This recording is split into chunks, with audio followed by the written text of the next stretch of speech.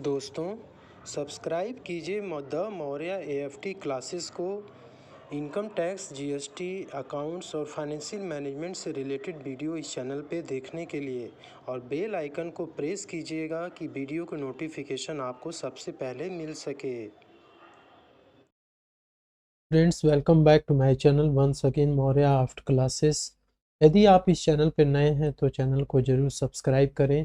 तो आज का मेरा टॉपिक है इन्वेस्टमेंट डिसीजन।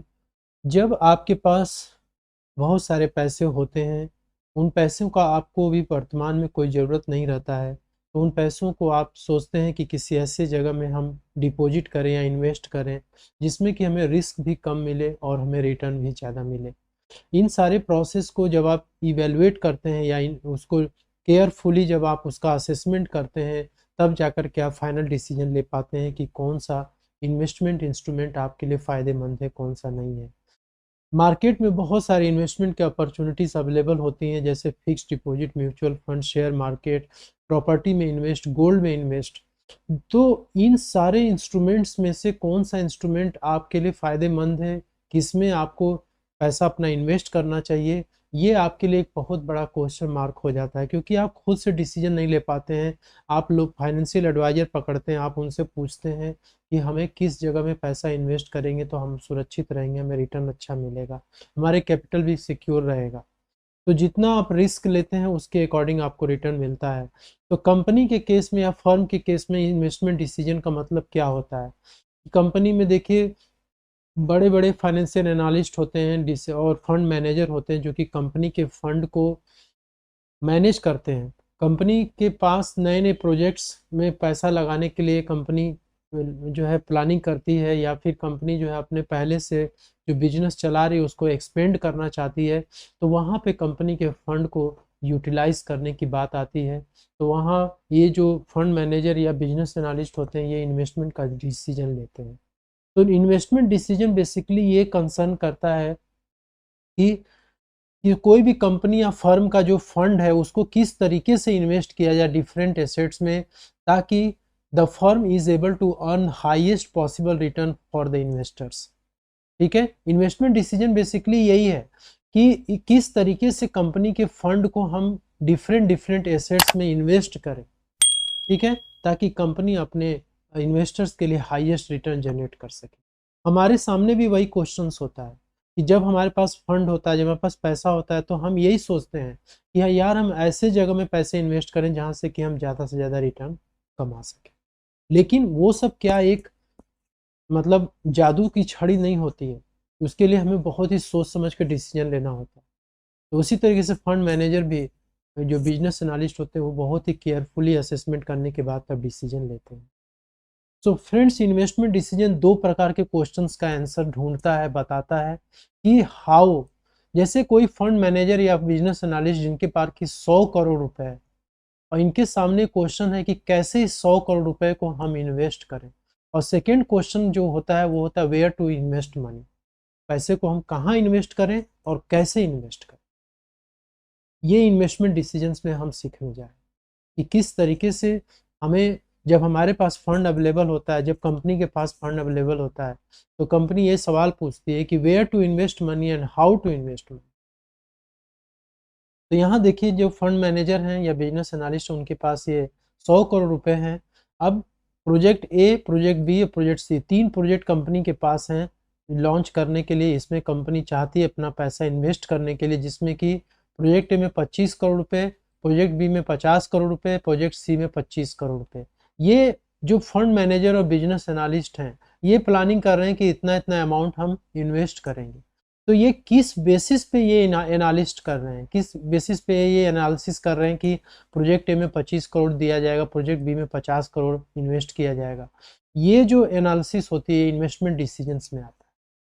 क्या आप लॉटरी निकालेंगे, लॉटरी निकाल करके आप ये डिसीजन लेंगे कि हाँ प्रोजेक्ट ए में 25 करोड़ डालना है, प्रोजेक्ट बी में 50 करोड़ डालना है? No, you can't take decision based on lottery ticket.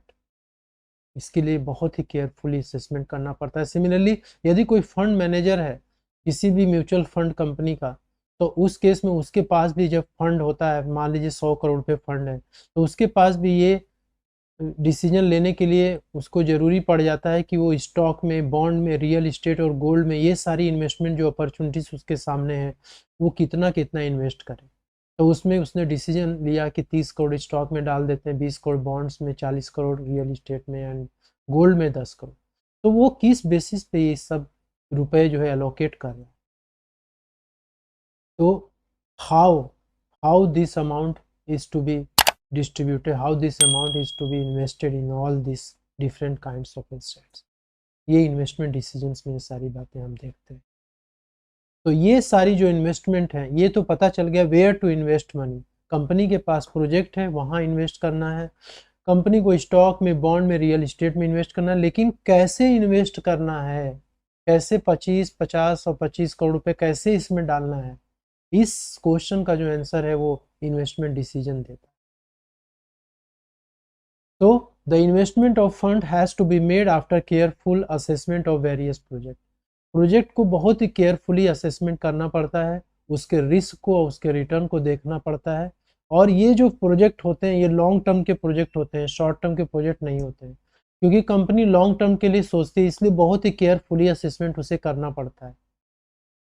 तो ये सारा जो केयरफुल असेसमेंट होता है, ये कैपिटल बजटिंग के थ्रू होता है। ये जो फंड मैनेजर और जो बिजनेस एनालिस्ट होते हैं, ये कैपिटल बजटिंग के थ्रू ये पता लगाते हैं, केयरफुल असेसमेंट करते हैं कि किस किस प्रोजेक्ट में कितना कितना अमाउंट हमें इन्वेस्ट करना है।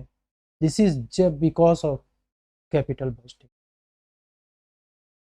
what do you mean by capital budgeting?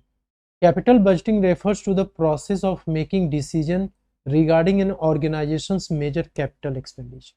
Capital budgeting एक प्रोसेस है जिसमें कि हम डिसीजन लेते हैं कि जो कंपनी के जो बड़े बड़े कैपिटल एक्सपेंडिचर हैं, जैसे कि लैंड में इन्वेस्ट करना है, बिल्डिंग में इन्वेस्ट करना है, कोई प्लांट एंड मशीनरी में इन्वेस्ट करना है, या कोई बड़ा रिसर्च एंड डेवलपमेंट का कोई काम है उसमें इन्वेस्ट करना। तो इन सारे मेजर जो कैपिटल एक्सपेंडिचर है उसको इन्वेस्ट करने के लिए कैपिटल बजटिंग हमारी मदद करता है कि किस तरीके से हम इसमें इन्वेस्ट करें, कितना कितना अमाउंट हम इन्वेस्ट करेंगे, कैपिटल बजटिंग हमारी हेल्प करता है।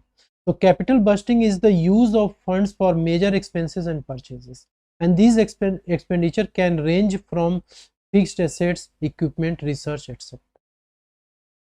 इसे मैंने बताया कि कैपिटल बजटिंग केवल और केवल लॉन्ग टर्म इन्वेस्टमेंट प्रपोजल के लिए इस्तेमाल किया जाता है। लॉन्ग टर्म इन्वेस्टमेंट प्रोजेक्ट को इवेलुएट करने के लिए इसका यूज़ किया जाता है फंड मैनेजर और बिजनेस एनालिस्ट के द्वारा।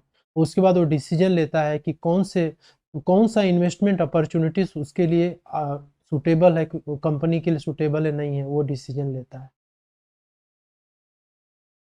सो कैपिटल बजटिंग प्रोसेस, इसका प्रोसेस क्या है? यदि फंड मैनेजर को ये 100 करोड़ रुपए यदि इन्वेस्ट करने हैं, तो मैंने बताया कि उसको डिसीजन लेना है कि कैसे ये 100 करोड़ रुपए अलग अलग एसेट्स में वो डिस्ट्रीब्यूट करेगा। उसके लिए वो केयरफुल असेसमेंट करता है।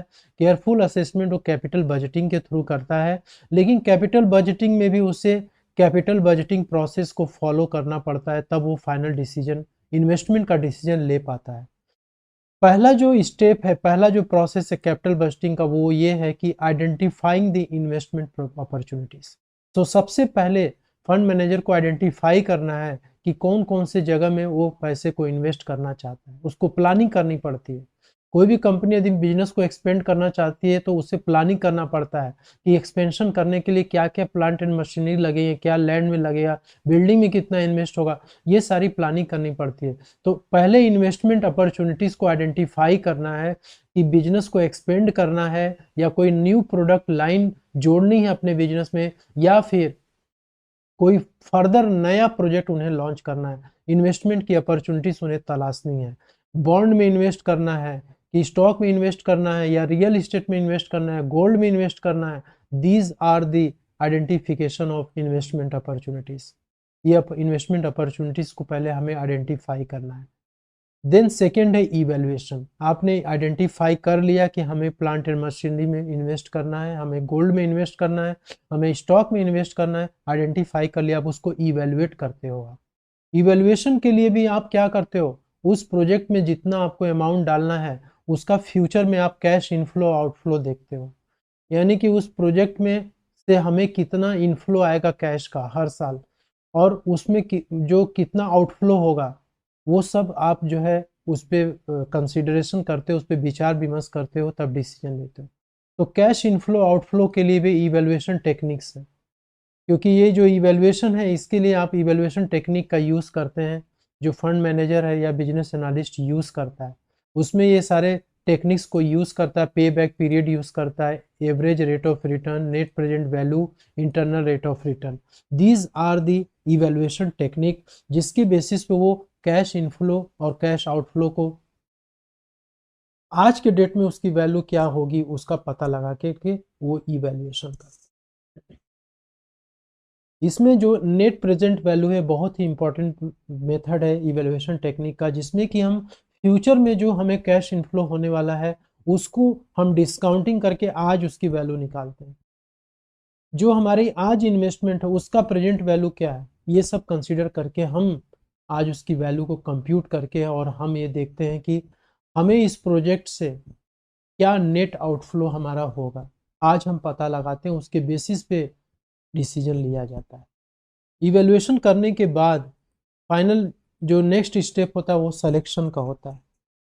सपोज दैट कंपनी के पास तीन मशीनरी में इन्वेस्ट करने के लिए कंपनी ने अपॉर्चुनिटी ढूंढा।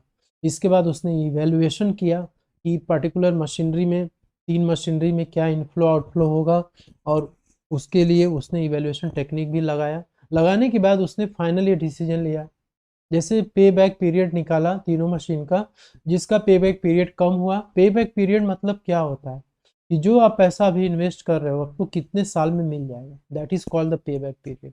तो जिसका पे बैक पीरियड कम होगा उसको कंपनी चूज। तो सिलेक्शन, उसे सिलेक्शन करना है, देन इम्प्लीमेंटेशन करना है। प्रोजेक्ट को सेलेक्ट कर लिया, अब उसको इम्प्लीमेंट करना है कि हाँ इस पर्टिकुलर प्रोजेक्ट में, इस पर्टिकुलर इन्वेस्टमेंट अपॉर्चुनिटीज़ में हमें इन्वेस्ट करना है इतना रुपए, और हम उसको इम्प्लीमेंट करने जाए। इम्प्लीमेंटेशन के बाद लास्ट जो कैपिटल बजटिंग का प्रोसेस है वो है रिव्यू। सारा इन्वेस्टमेंट हो जाने के बाद और लॉन्च भी हो गया प्रोजेक्ट चल रहा है, उसको समय समय पर मैं रिव्यू करना है, ठीक है, ताकि हम उसमें और भी इम्प्रूवमेंट कर सकें। सो फ्रेंड्स, ये था इन्वेस्टमेंट डिसीजंस जो कि कैपिटल बजटिंग प्रोसेस के थ्रू लिया जाता है। कैपिटल बजटिंग की जो डिफरेंट टेक्निक्स हैं इसको भी हम डिटेल में अगले वीडियो में हम डिस्कस करेंगे, क्या क्या उसके टेक्निक्स होते हैं और उसका क्या बेनिफिट मिलता है एक फर्म या एक कंपनी को।